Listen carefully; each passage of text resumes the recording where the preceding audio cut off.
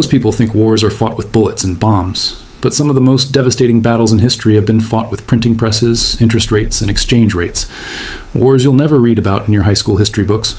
Wars where no armies march, but entire nations collapse. These are the currency wars.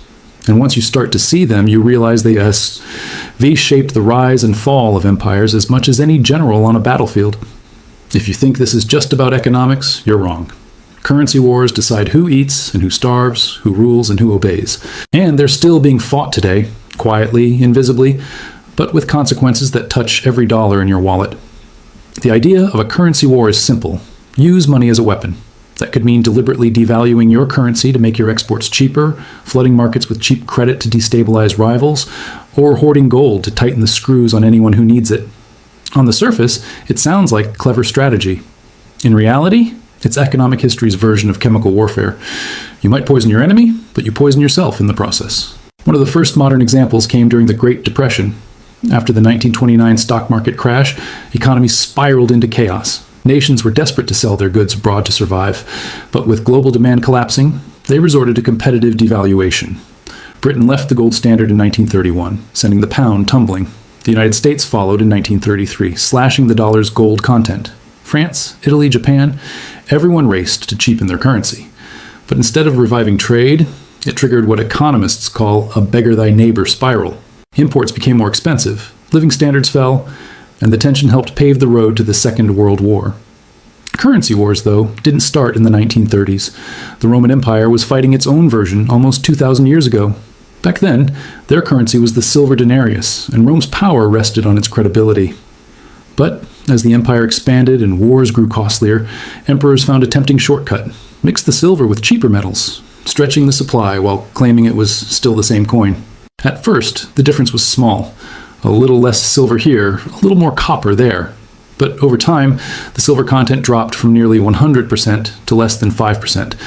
It was the ancient version of running the printing press, and the result was predictable: inflation, loss of trust, and eventually, economic collapse. The barbarians at the gates weren't the only problem. Rome had already sabotaged itself from within. Fast forward to the 20th century, and the battleground became even more complex. After the Second World War, the global financial system was rebuilt at Bretton Woods, with the United States dollar pegged to gold and other currencies pegged to the dollar. This system was supposed to end currency wars by fixing exchange rates, but it created a new kind of power dynamic. Because the United States controlled the dollar, and by extension the gold supply, it could project money and power across the globe. Countries that stepped out of line found themselves facing financial pressure instead of direct military confrontation. It was quieter, cleaner, and often more effective.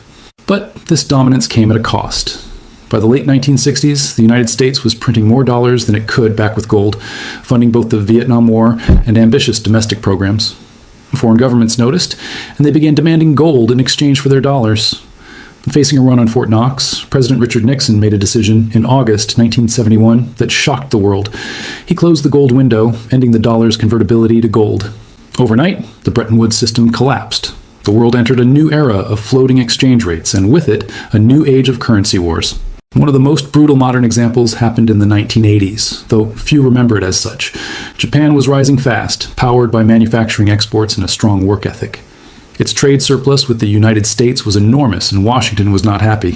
In 1985, the United States, Japan, West Germany, France, and the United Kingdom signed the Plaza Accord, an agreement to deliberately push down the value of the US dollar and push up the yen and the German mark. On paper, it was about trade balance.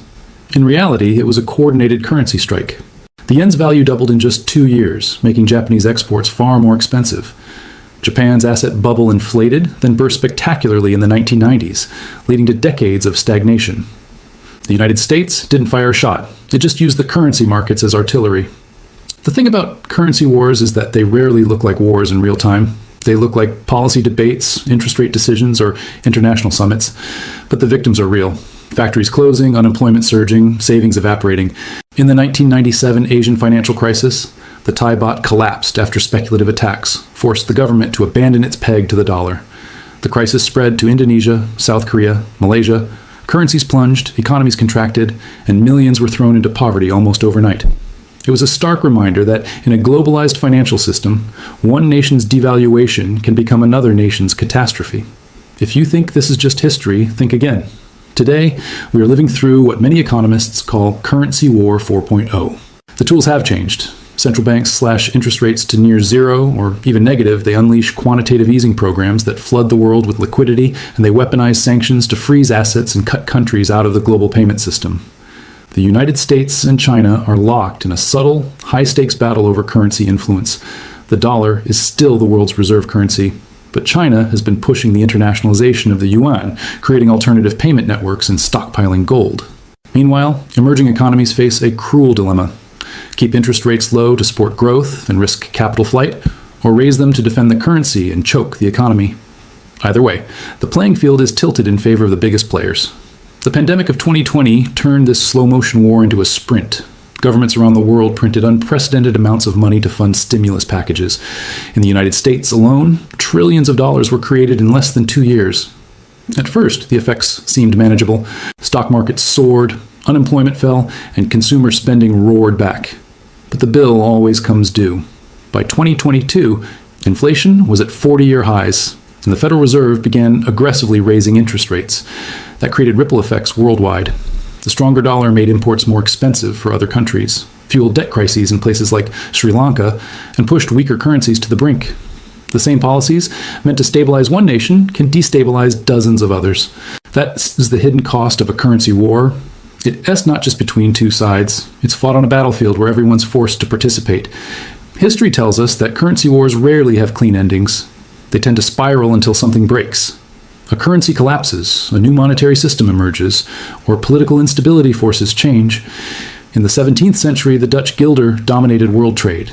Then came Britain's pound sterling in the 19th century, and finally the dollar in the 20th. Each transition was messy, tied to wars, defaults, and economic upheaval. Now, whispers are growing about what comes next.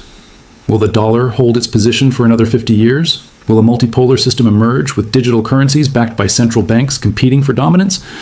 Or will we see something entirely new, like decentralized cryptocurrencies gaining enough trust to challenge the old order?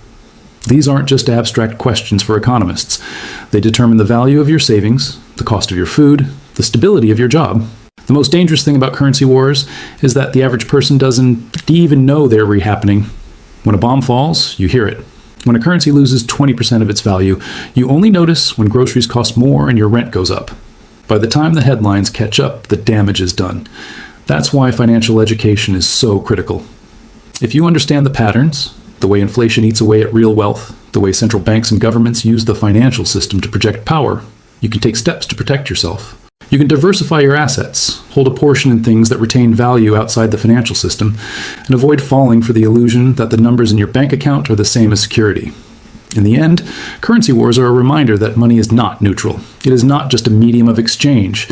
It is a tool of strategy, control, and sometimes destruction. The victors are not always the smartest or the most productive. Often they are simply the most powerful.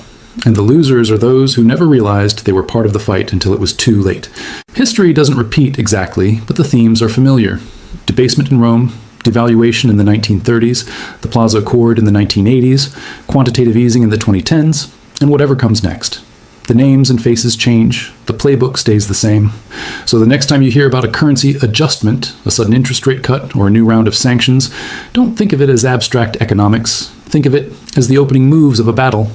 And remember, in a currency war, you don't have to be a soldier to become a casualty. Understanding this is the first step to surviving it.